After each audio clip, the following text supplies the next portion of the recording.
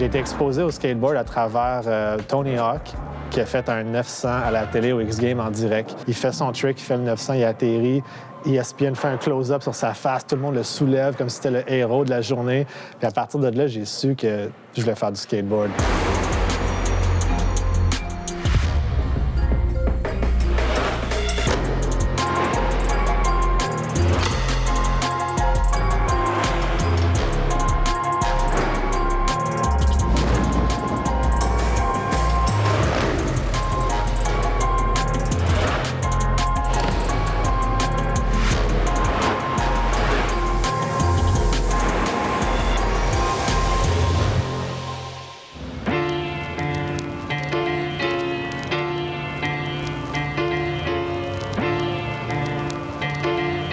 Jackalope est né en 2012 dans un fait un peu cocasse. On s'est retrouvés dans un événement de chambre de commerce de l'Est de Montréal, moi et mon partenaire de l'époque, Dominique Poisson. On a rencontré David Hortel, qui était à l'époque le CEO du Stade olympique. On était dans la salle, on était habillés avec nos hoodies, nos casquettes. On clashait trop par rapport à tout le monde qui était costard, veston, cravate. Puis tout de suite après l'événement, on est allé voir David Hortel, puis on a parlé justement du skateboard. On a parlé de l'esplanade financière Sun Life à l'époque. Il nous a dit « On est en train de relancer l'esplanade. Le skateboard, je crois à ça. Puis je pense que le skateboard devrait avoir sa place sur l'esplanade au Parc olympique. » Fait qu'avec cette idée en tête, on a fait un mood board, un vrai mood board en bois. On a collé des images. On est allé présenter ce mood board en bois au Stade olympique. Puis on a trouvé le nom Jackalope. Puis quelques mois plus tard, on était en promotion pour la première édition du festival.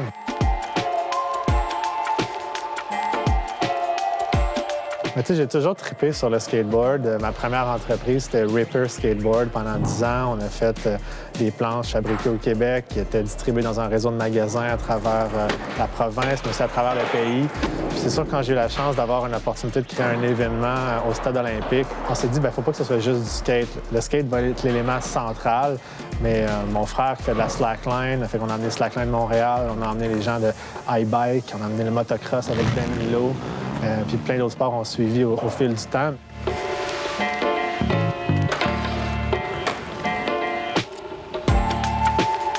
Mon rôle, en fait, chez Jackalope, c'était vraiment d'être le contact entre le festival, les athlètes, les fédérations, les juges, tout ce qui était les communautés sportives d'action. J'ai commencé à skater avec la gang d'Exo.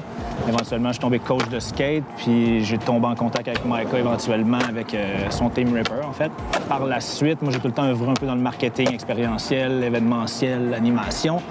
Fait que ça fit un peu avec les besoins de Micah pour ce qu'il faisait comme événement. Quand on a créé Jackalope, on voulait vraiment créer un événement de calibre international, mais avec aussi quelque chose qui se prend pas au sérieux, un peu autodérisoire. Je me rappelle que Micah m'avait appelé pour brainstormer un peu sur l'idée. Il y avait comme un nom.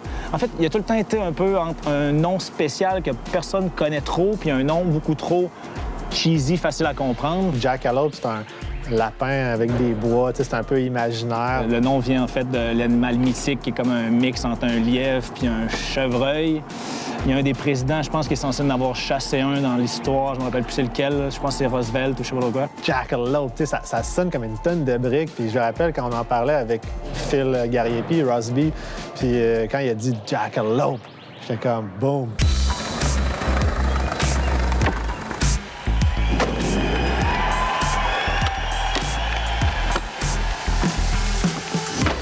Ça fait 35 ans que je skate cette année. Pour moi, le skate, c'est masochistique. Hein. Je pense que c'est le mot que je cherche.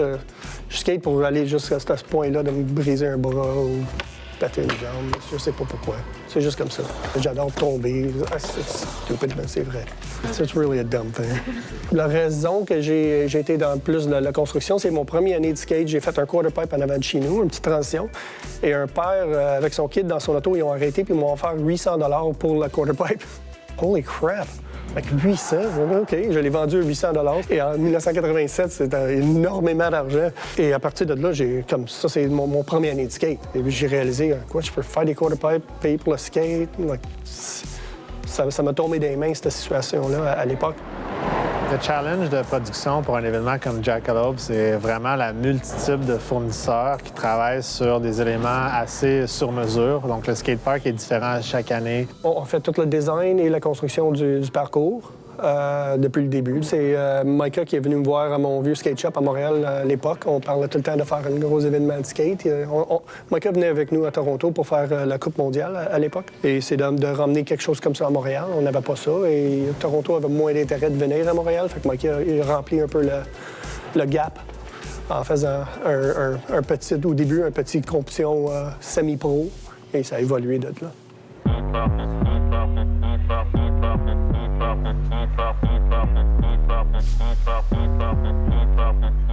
Je dirais les gens, ils vont se définir par leur job ou qu'est-ce qu'ils font dans la vie, mais je te dirais, moi, je me définis plus par le sport que je pratique, puis les gens avec qui je suis, qui pratiquent ce sport-là, fait que je me vois plus comme un grimpeur. Ça fait plus que 20 ans que je fais de l'escalade, fait que ça a toujours fait partie de moi, puis j'ai toujours amené un peu l'escalade dans tout ce que je fais. Alley-Up, c'est un partenaire de longue date avec Jackalope. Puis nous, notre responsabilité dans cet événement-là, c'est d'organiser tout le volet escalade. Fait s'assurer que c'est au standard d'une compétition d'escalade. Contrairement à plein de sports qui fait des années que c'est pratiqué, l'escalade, c'est quand même en émergence comme sport. Avec les années, ce qu'on a réussi à voir, c'est que, il y a de l'intérêt. Les gens se déplacent de plus en plus pour venir faire la compétition. Il y a plus d'intérêt des gens qui ont participé à des Coupes du monde ou qui sont sur les championnats canadiens, américains, qui vont se déplacer pour venir faire les compétitions. Puis, perso, c'est pas juste la performance individuelle de un qui était vraiment meilleur que tout le monde. Ce qui est cool, c'est que comme tout le peloton s'améliore d'année en année, fait que la compétition est de plus en plus difficile. Je te dirais, le niveau général de compétition s'est vraiment amélioré d'une année à l'autre.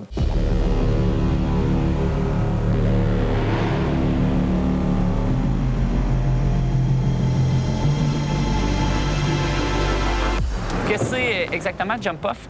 C'est une compétition de base jump à l'intérieur du Jackalope. Alors, le base jump, c'est de faire des sauts de parachute à partir de structures fixes. Le BASE, B-A-S-E, c'est un acronyme en fait pour les 4 objets qui sont, je dirais, le plus sautés. Alors, B pour building, donc tout ce qui est immeuble. Alors ici, le stade est considéré comme un building. A pour antenna, donc tout ce qui est antenne. Ensuite de ça, S pour span, donc en français, c'est tout ce qui est pont. Et finalement, le E pour earth, montagne, falaise. La raison du pourquoi je base jump, en fait, c'est pour se sentir plus en vie, je dirais. Je vais reprendre ce que Bertrand Cloutier disait, que c'est une des plus grandes peurs de l'homme de tomber, mais c'est un de ses plus grands rêves de voler. Puis ce qu'on va chercher dans le base jump, c'est que pour vivre ses plus grands rêves, il faut vaincre ses plus grandes peurs. Mon rôle à Jump Off, c'est de faire le lien entre les sauteurs et l'organisation du Jackalope, d'inviter les sauteurs aussi, vraiment de faire la communication entre eux, donc les personnes qui participent à l'événement, et l'événement en tant que tel.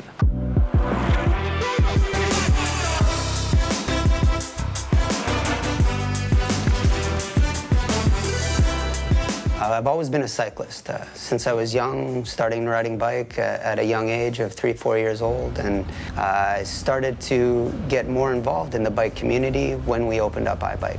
We've been open for a little over a decade and part of Jackalope since day one.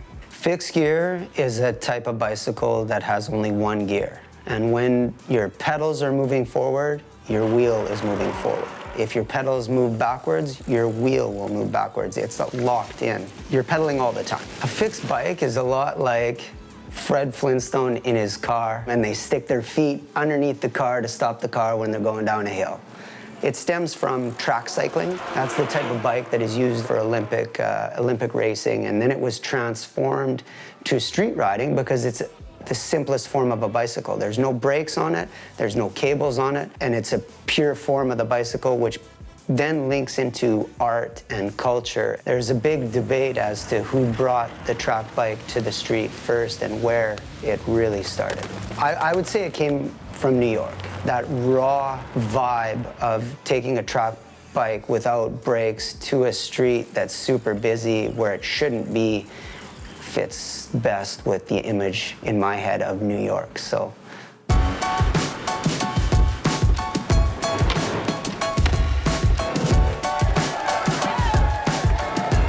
J'ai pris un billet d'avion pour aller au X-Games à Los Angeles. J'ai rencontré Dave Duncan sur place. J'avais déjà la chance d'échanger avec lui, mais je trouvais que c'était important d'aller comme connecter avec lui expliquer c'était quoi l'essence de ce que je voulais créer. Puis dès le début, Dave Duncan m'a aidé autant à recruter des athlètes. C'est lui qui a emmené Greg Lutzka, Dave Bechinski, puis qui nous a aidé par la suite à amener d'autres talents. Mais ça prenait quelqu'un en Californie pour parler de Jackalope à la scène, à l'industrie. Puis la rencontre avec Duncan, c'était hallucinant. C'est tellement un gars légendaire avec sa voix, même, puis sa présence sur place qui a accepté depuis le jour 1 puis qui a été là à chaque année dans l'histoire de Jackalope. C'était assez unique. Oh, wow. Now we're getting serious here. Okay. One of my first events I built the ramps for was called Savannah Slamma in the late 80s. We went on to do what they call Back to the City events, which was in San Francisco. Kevin Thatcher was the guy on the microphone from Thrasher. He's the editor of Thrasher. And one year he goes, Dave, you know these guys more. You know the chicks more. I'm getting older. I'm out. So he kind of handed me the microphone at that event. And then I went on to do judging and announcing at most all of the major NSA World Cup skateboarding events. Eventually, years later, the X Games came along. So I've been announcer for all kinds of demos and competitions. Quand on regarde ce qui fait lever la foule sur ses pieds, c'est l'animateur puis c'est l'athlète. Et si l'athlète fait un trick puis l'animateur n'est pas là pour supporter puis faire lever le crowd sur ses pieds puis monter l'énergie, c'est pas la même chose.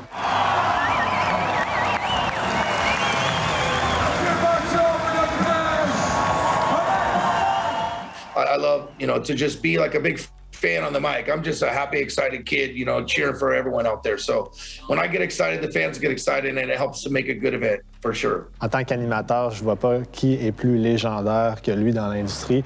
Puis ce qui est cool, c'est que il vieillit quand même bien. Il est encore ultra craqué. Le gars, il est sur place, il connaît les tricks, il connaît les athlètes, il anime, puis il crée ce côté magique un peu qu'est le Jackalope. Puis pour bien du monde, quand on parlait de Jackalope, c'est quoi Jackalope? C'est Dave Duncan. Are you ready? I've seen many different generations of skateboarding, 70s, 80s, 90s, and that brings us to now with Jackalope. So a lot of history, that's why they put me on the mic. Donc, tu sais, qu'est-ce qui a fait le succès du skateboard en général, sa planète? Moi, je pense que Dave Duncan a joué un rôle immense. Moi, je suis un ancien animateur de radio. J'en ai fait pendant 9 ans. Et puis après ça, je suis tombé au Réseau des sports. J'ai fait 9 ans aussi là-bas. Je suis chanceux d'avoir travaillé à un moment donné à la télévision, aux X Games. Et on avait 11 disciplines. Donc, j'ai amené ce bagage d'expérience-là pour... Puis je me suis greffé à l'équipe. Et puis, à part le skateboard, que je co-animais avec Dave Duncan, donc je faisais la partie francophone. Moi, j'étais quand même l'animateur principal pour les commanditaires, puis l'horaire en général. Mais Dave était d'un précieux recours, puis vraiment un ajout très, très, très important. Dave est là depuis le début aussi.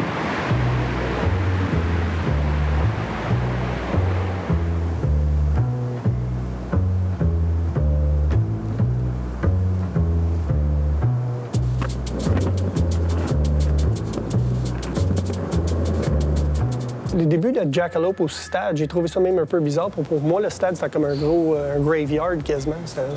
À part du Big O, C'est un lieu qui est extraordinaire, la plus haute tour inclinée au monde. Le stade olympique, c'est notre icône montréalaise. Et puis, que ce soit des motocross, du skateboard, du base jump qui se passe devant, c'est toujours photogénique. Je sais pas si le rebirth du stade olympique comme qu'on le voit aujourd'hui, ça peut-être en partie ou en grande partie rapport à Jackalope. Pas sûr que Van Skate Park soit là aujourd'hui si Jackalope n'était pas là. Pour moi, en fait, ça faisait énormément de sens parce que c'est déjà une place qui est remplie de béton. Fait que ça amène déjà la communauté de skate, ça amène déjà des communautés sportives à venir ici.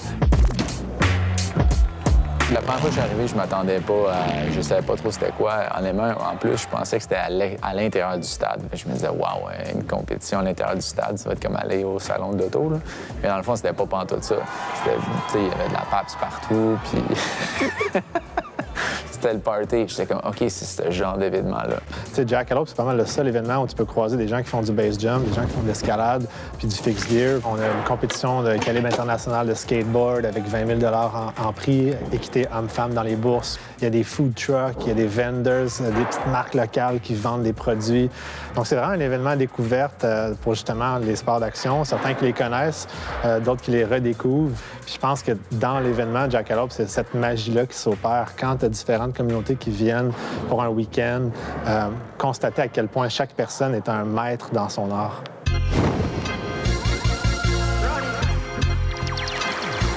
Chaque compétition est toujours en association avec des experts dans le domaine. Donc, tu sais, avec le fixed gear, on travaille avec iBike, avec l'escalade, avec Alley Up, le skateboard avec Spin.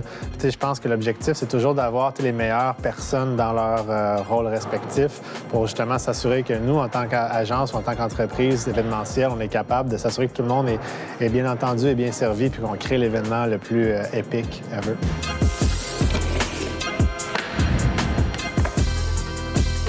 La compétition de skateboard, c'est hommes-femmes, puis on a aussi une catégorie 13 ans et moins. C'est un format qui est open, donc tout le monde peut s'inscrire. C'est ouvert à tous, toutes catégories. Dans chacune de ces catégories-là, des athlètes invités qui, eux, vont directement en semi-finale, souvent des professionnels. Dans l'ensemble, c'est des qualifications, des semi-finales qui mènent à des finales étalées sur 2 jours. En fait, les formats de compétition de skate qu'on a eu au Jackalope, on a eu du jam, en fait, qui est un format où est-ce que tous les skateurs vont s'exercer en même temps. C'est un format qui est associé à une session moins stressante parce que le focus n'est pas juste sur toi. Puis en plus, ça peut permettre aussi d'aller plus loin dans tes choix de tricks parce que quand tu tombes, bien, c'est pas pris en compte par les juges, en fait. On a eu des best tricks. Les best tricks, c'est ce qui faisait capoter les gens le vendredi soir. C'est vraiment un format où est-ce que les gens vont y aller un à tour de rôle puis vont être jugés seulement sur la figure qu'ils exercent. Sinon, après ça, on était une étape de la Coupe du monde de skateboard, en fait, pendant plusieurs années. Ça, c'était super cool parce que les gens, tous les skateurs internationaux voulaient venir au Jackalope.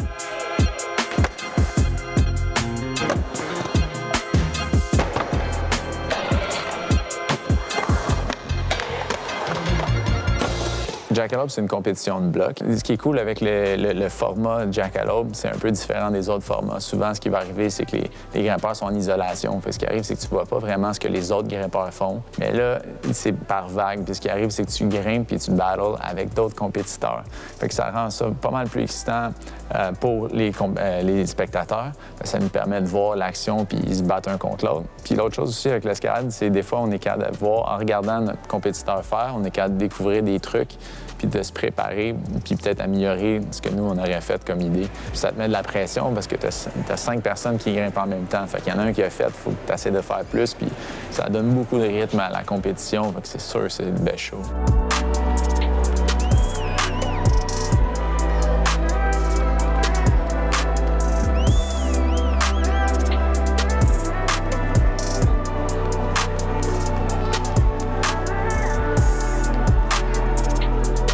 En plus d'avoir présenté pour l'escalade, en fait, ce style de compétition-là, on a aussi présenté pour plusieurs années le DynoCom, qui est comme le best trick, un peu comme que je parlais en skate, en fait, c'est que tu as un instant pour donner tout ce que tu as, puis c'est vraiment une compétition d'impulsion. Donc, tu pars d'une prise, puis tu essaies de te rendre à l'autre prise, dans le fond, qui est la plus loin possible, puis qu'ils vont faire le plus loin possible jusqu'à temps que personne d'autre soit capable de le réussir. Puis il y a différents volets. Bien sûr, il y a un volet qui est plus citizen, donc ça permet à tout le monde de venir se mesurer puis d'essayer.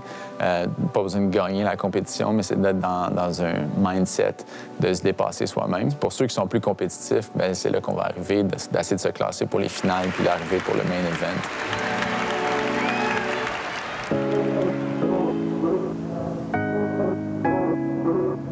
La communauté de base jump au Québec, c'est des gens qui vont généralement rester très, très low profile. On se cache, en fait, pour sauter parce que c'est un sport qui est interdit si on regarde vraiment tout ce qui est loi et règlement, tout ça. Sauf quand on a le droit de faire des événements comme au Jackalope et de sauter en bas de ce tour-là, qui est juste en arrière. Alors, de la façon qu'on s'y prend pour pouvoir faire un saut légal, tout ce que ça nous prend, c'est l'autorisation de la personne ou du propriétaire de l'endroit de lequel on saute et d'où on atterrit.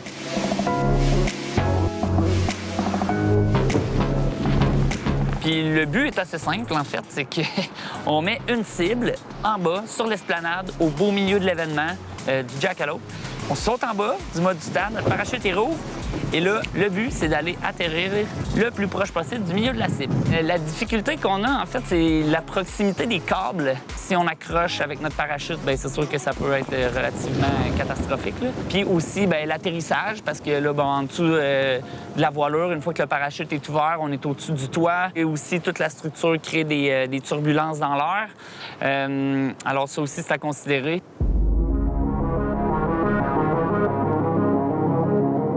C'est un saut en static line qu'on appelle. Alors, on attache un petit bout de corde qui va casser avec 80 livres de tension dessus, qu'on attache après notre drisse. Notre drisse est reliée à notre parachute. Et puis, dans le fond, généralement, au bout de cette drisse-là, il y a ce qu'on appelle un extracteur. Donc ça, c'est un mini parachute rond qui fait que quand on fait de la chute libre, c'est là-dessus qu'on va tirer pour faire ouvrir notre parachute.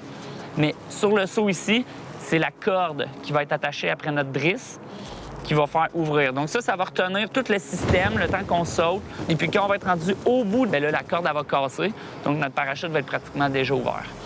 Alors c'est drôle à dire, mais c'est comme le stade olympique qui rouvre notre parachute quand on fait ces sauts-là.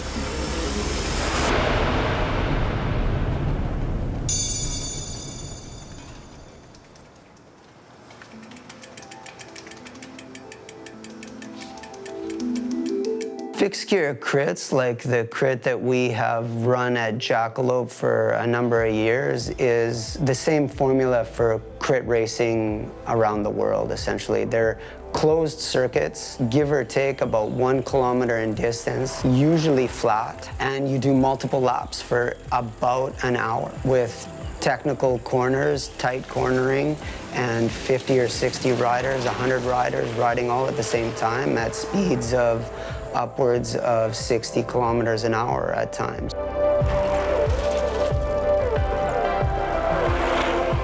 It's more than just the day of the event. It's all the preparation that leads up to that event. It's the months and years of training in order to be able to ride your bike that fast that all accumulate into that one-day event where you wake up in the morning and you're thinking about your nutrition. You're thinking about all the little things that you have to plan, making sure that your shoes are ready, making sure that you have your helmet, your gloves, your heart rate monitor, your computer for your bike to be able to watch where your stats are during the race. And then, you get to the start line and your heart rate's a little bit higher than what it should normally be. And then the gun hits and everything closes. Your world, instead of being open and thinking of a global picture of things, you're hyper-focused on the wheel that's in front of your wheel, on the corner that's coming up, and the speeds at which you're traveling. Well, you can hear that there's a crowd cheering, but you don't see them. Your world bubble becomes super, super small. And that bubble stays like that until you cross the finish line, whether you're in first place or last place.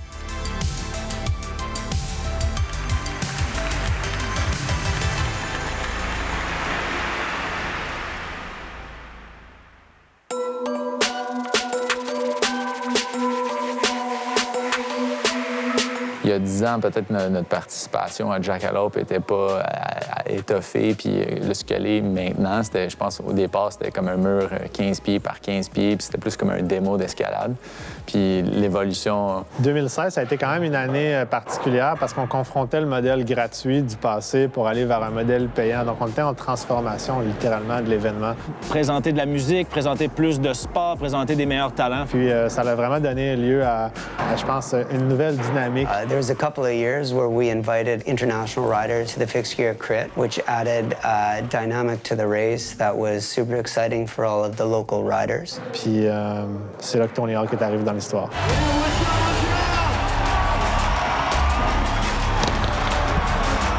On a la foule de Montréal qui capote parce que c'est la première fois qu'ils voient Tony Hawk. On est comme entre 6 et 10 000, je ne me rappelle plus exactement du chiffre. Energy was electric. The guys are doing doubles and triples runs and the latest progressive tricks.